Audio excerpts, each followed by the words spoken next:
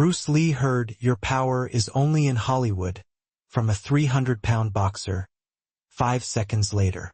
I've covered fights in 17 countries. I've seen blood on canvas in Manila, broken ribs in Bangkok, and unconscious bodies carried out of arenas in São Paulo. I thought I'd seen it all. I thought I understood what happens when two men step into a ring with bad intentions. I was wrong. What I witnessed that night in 1967 wasn't a fight. It wasn't even a match. It was something older, something that doesn't belong in a world with referees and rules and medical staff standing by. It was the kind of thing that makes you realize civilization is just a thin coat of paint over something much darker. The venue was a mid-sized arena in Oakland, not one of those glittering Las Vegas spectacles. This was working-class territory, concrete floors and metal folding chairs, the kind of place where serious people came to watch serious fighting. The crowd was mixed, unusually so for that time.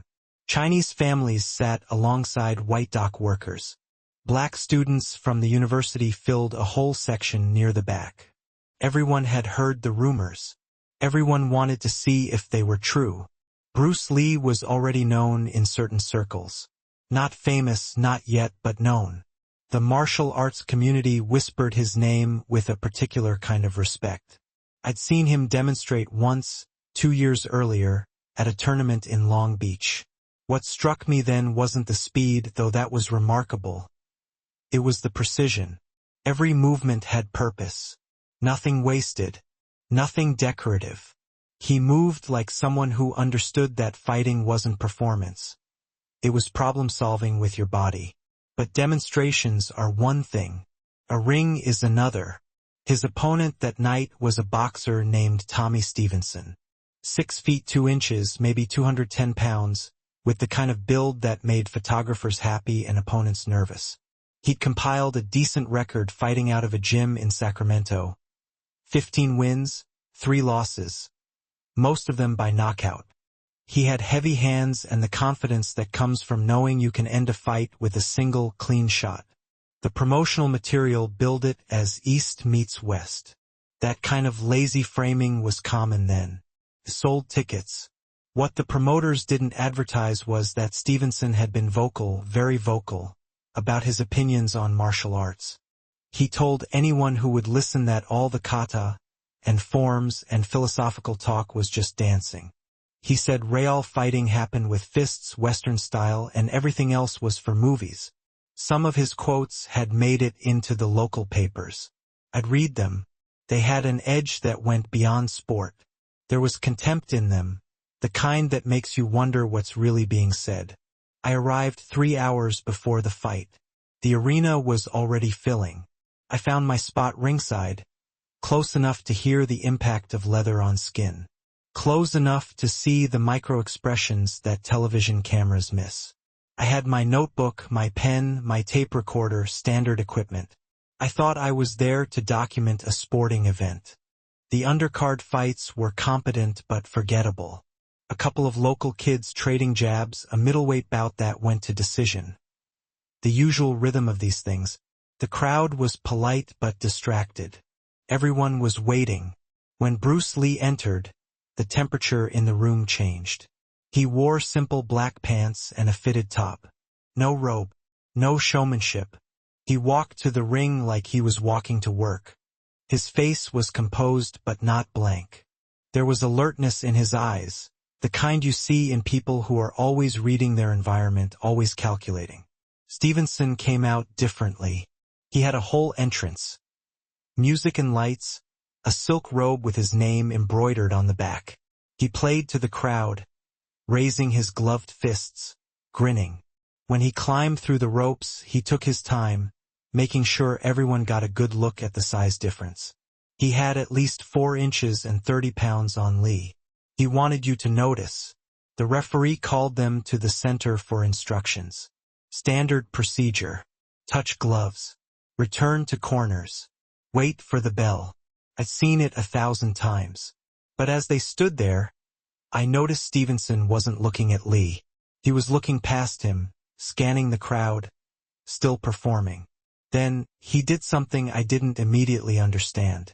As he turned to go back to his corner, he pivoted slightly, and his right foot came down on something near the edge of the canvas. It was small, maybe 12 inches across, folded neatly, and placed just inside the ring boundary. A Chinese flag. I hadn't noticed it before. Someone, probably from Lee's corner, must have placed it there. A small gesture of cultural pride in a setting where such things were rare. Stevenson's foot pressed down on it deliberately. Not a stumble. Not an accident. He looked down as he did it, then looked up at Lee with a smile that wasn't quite a smile. The arena went quiet in a way I've never experienced before or since. Not the quiet of anticipation. The quiet of collective shock, of several hundred people simultaneously realizing they just witnessed a boundary being crossed. Even the loud drunks in the cheap seats shut up. I was watching Bruce Lee's face when it happened. I've thought about that moment 10,000 times since. I've tried to describe it to colleagues, to students, to other journalists. I always fail. Words aren't built for what I saw. His expression didn't change in the way you'd expect.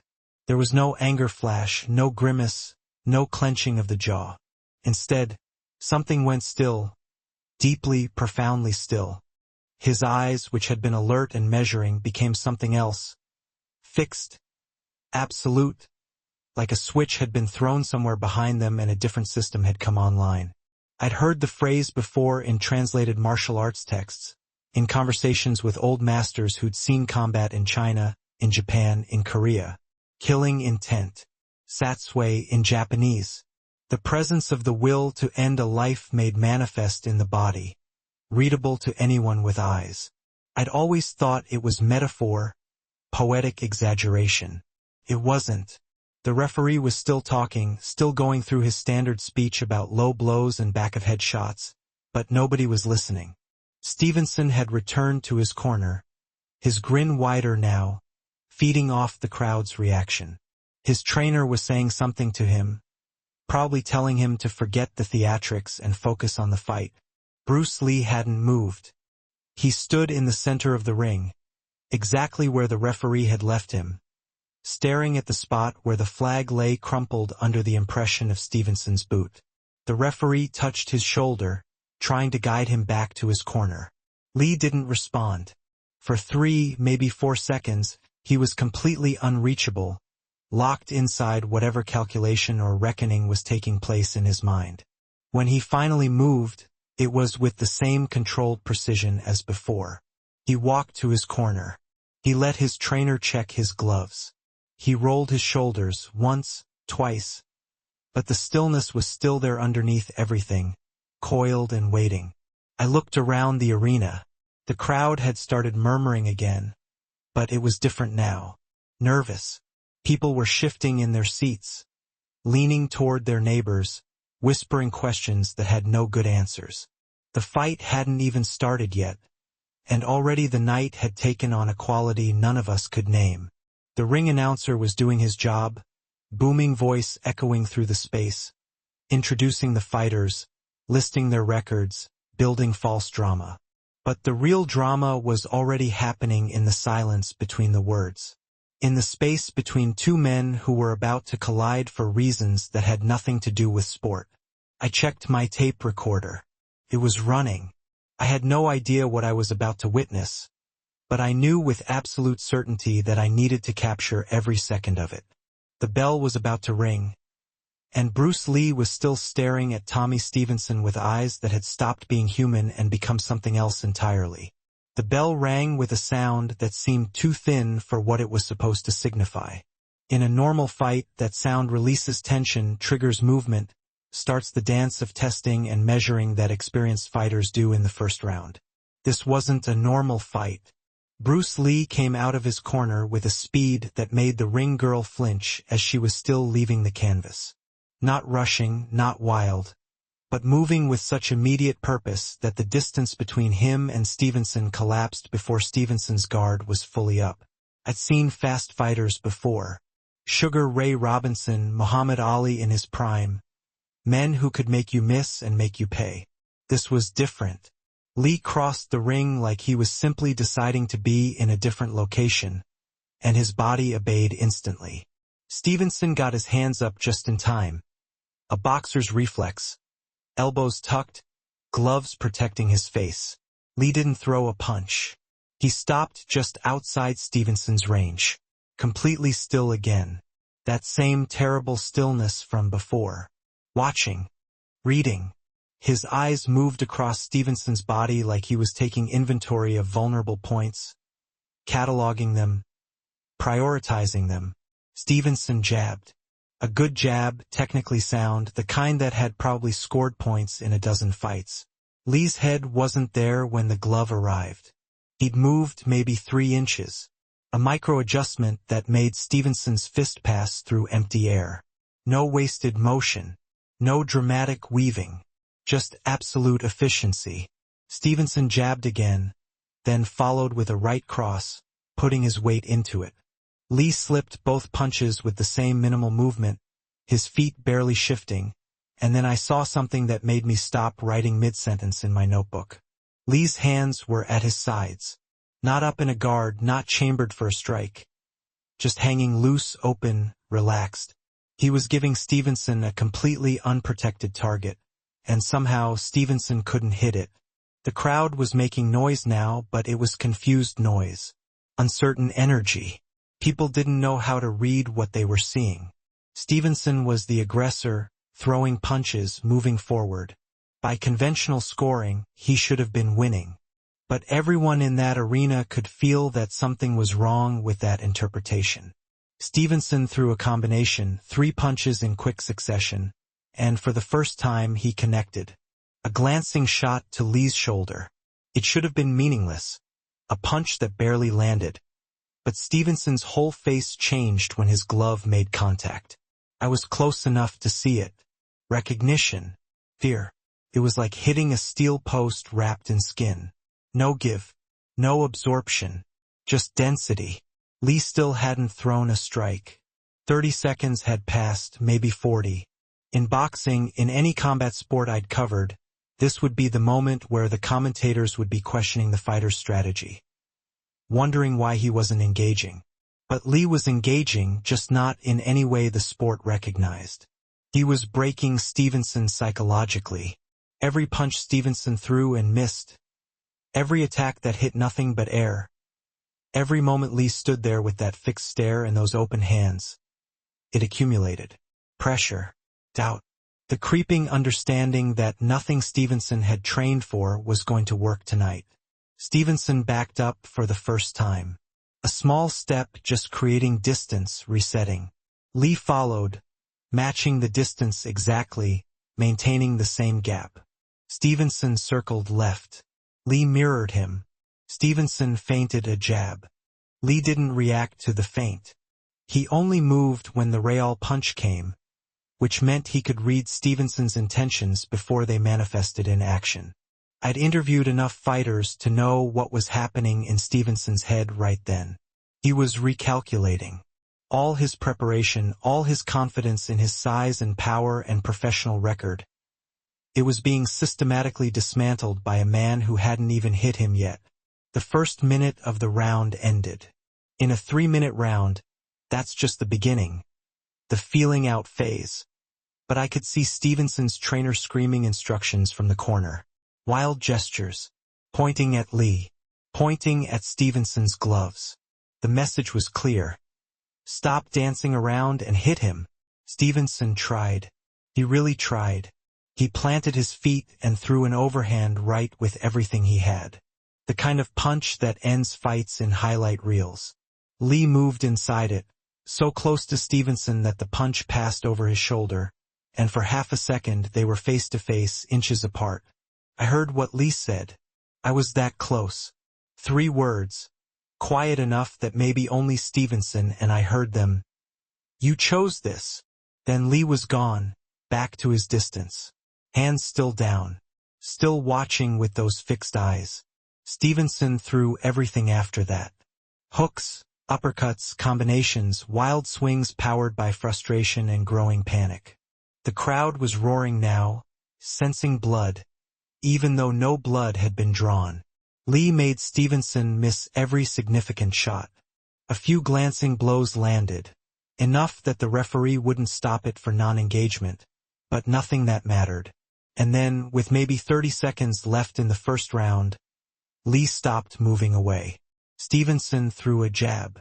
Lee stepped into it, accepting the punch on his forearm, and in the same motion, his right hand came up.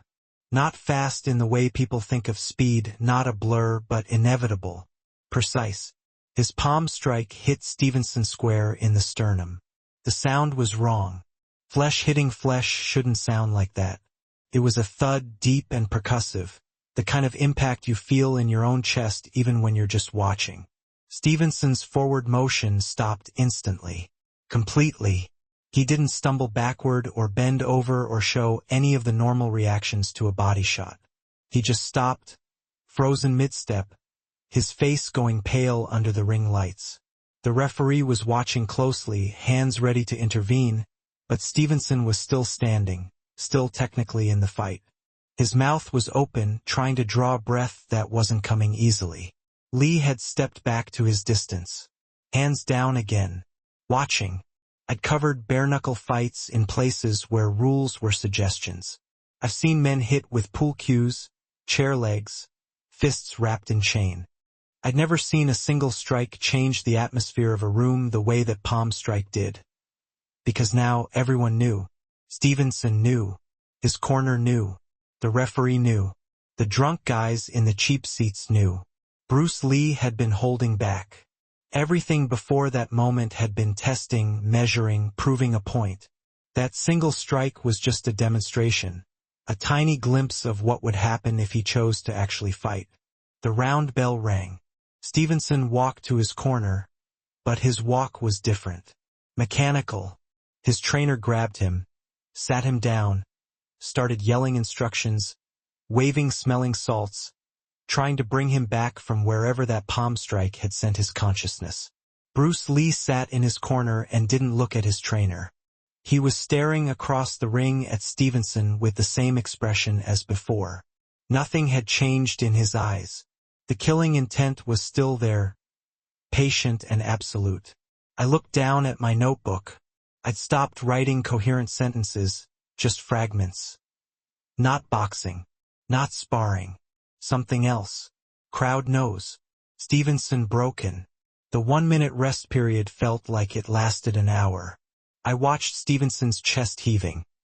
Watched his trainers' increasingly desperate attempts to rally him. Watched the confusion and concern spreading through the faces in Stevenson's corner. And I watched Bruce Lee sit perfectly still, conserving energy, waiting with the patience of something that has already decided how this ends and is just allowing the necessary time to pass before the conclusion arrives. The 10-second warning sounded. Both fighters stood. Stevenson tried to look confident, rolling his shoulders, bouncing on his toes, but it was performance now. Hollow theater. His eyes told a different story. The bell rang for round 2, and this time, when Bruce Lee came out of his corner, his hands weren't at his sides anymore. They were up, ready, positioned with the precision of a surgeon selecting instruments. The arena held its breath.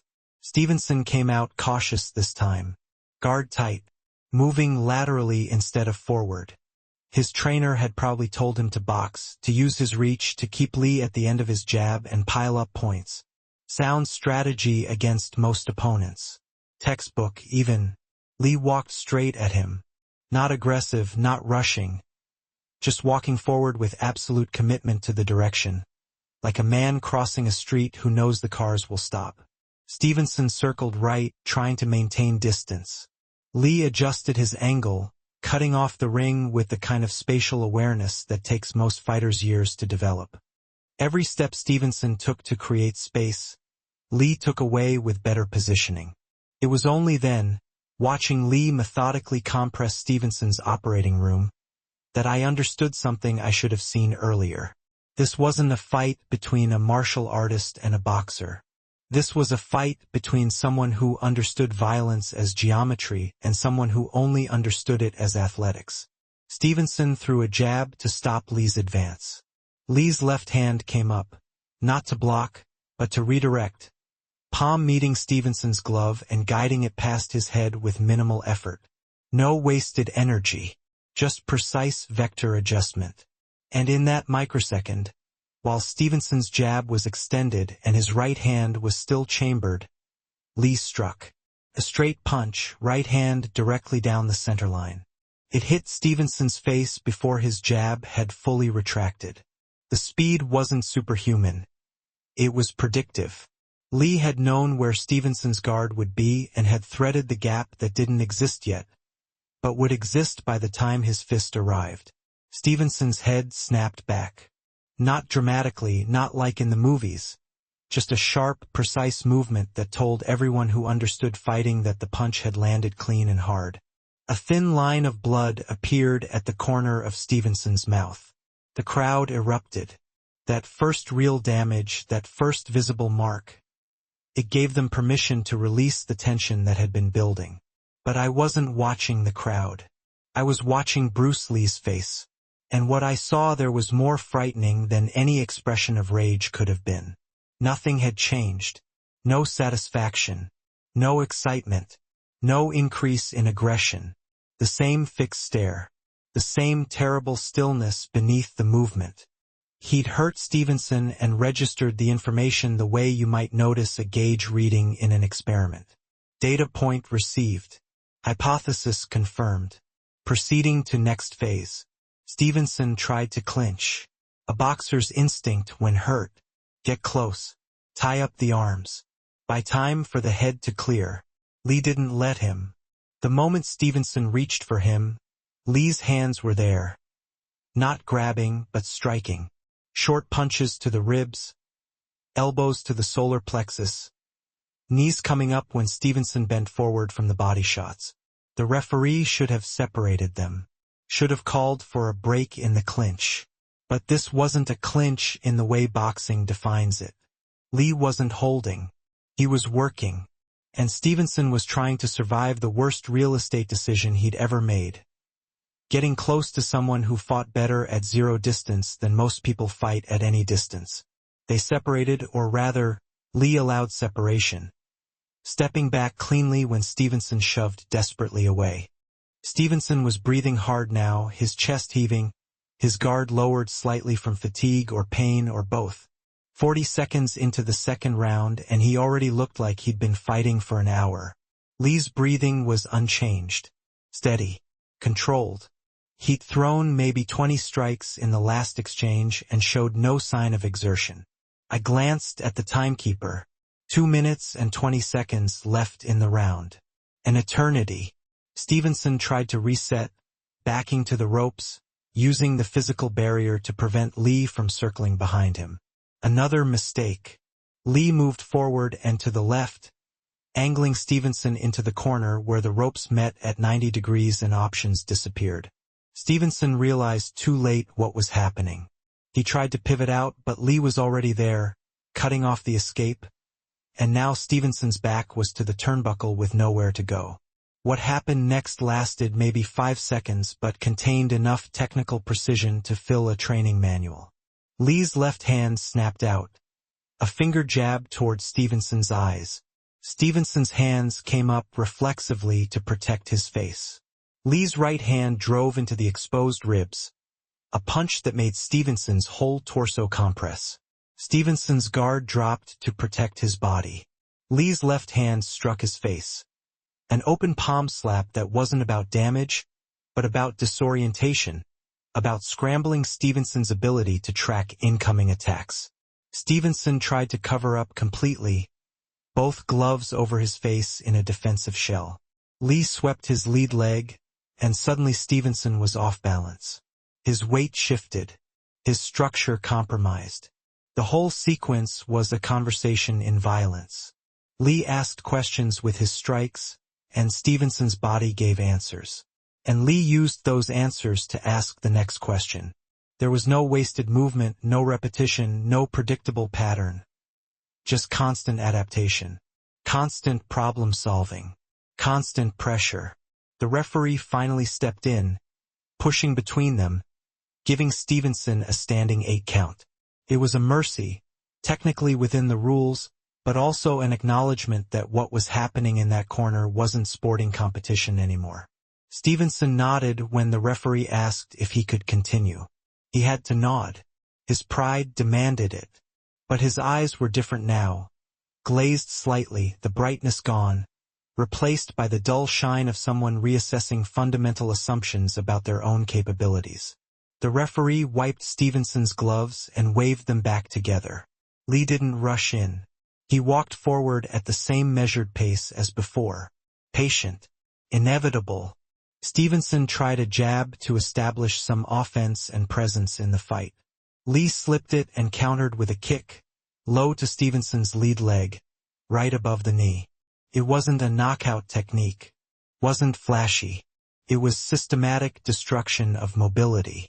Stevenson's leg buckled slightly. He recovered, but his stance was narrower now. Less mobile, compromised. Lee kicked the same spot again. Then again. Each impact precise, hitting the exact same point, accumulating damage, degrading function. I'd seen leg kick specialists in Muay Thai fights in Thailand. They worked the legs with brutal efficiency, chopping down opponents over 15 rounds. Lee was doing the same thing but compressed, concentrated. Each kick landing with such precision that 3 felt like 30. Stevenson tried to check one of the kicks, lifting his shin to block. Lee adjusted mid-motion, the kick hitting Stevenson's thigh instead. And before Stevenson's foot touched down, Lee had closed the distance and thrown a combination. Hands and elbows, high and low. A flowing sequence that made Stevenson retreat backward into the ropes. The crowd was screaming now. A constant roar that had no breaks, no pauses for breath. They weren't cheering for anyone specifically anymore. They were just reacting to the intensity, the relentlessness, the sense that they were watching something historic and terrible. Stevenson bounced off the ropes and tried to throw a desperate hook, putting everything into it, hoping for the lucky shot that changes fights. Lee didn't dodge. He stepped inside the arc of the punch, too close for the hook to land with power, and drove his shoulder into Stevenson's chest while simultaneously sweeping his legs. Stevenson went down. Not knocked out, not knocked down in the technical sense, but tripped, dumped, his balance taken away by someone who understood leverage and timing better than he understood his own name. The referee immediately waved his arms, signaling a slip. No knockdown, no count necessary. But everyone watching knew the truth. Lee had put him down. Whether it counted on the scorecards was irrelevant to the reality of what had happened. Stevenson got up quickly, trying to show he wasn't hurt, that it was just a slip, nothing significant. But his corner was screaming at him, and I could read lips well enough to know they were telling him to tie up, to survive, to get to the bell. 40 seconds left in the round. Lee came forward again. Always forward. Never retreating. Never circling away. Just constant pressure. Stevenson jabbed. Lee walked through it, accepting the punch on his forehead. A place where the skull is thick and a glove does minimal damage, and countered with a straight punch that went right through Stevenson's guard and caught him on the cheek. Stevenson's legs wavered. For a moment, I thought he'd go down. Really down, unconscious, but he grabbed Lee, held on, tied up the arms. Desperate. The referee moved in to break them. And in that moment, with the referee between them, with Stevenson's eyes showing white around the edges, with blood running from his nose and his mouth and a cut that had opened over his eye, Bruce Lee did something I'll never forget. He smiled. Not a happy smile.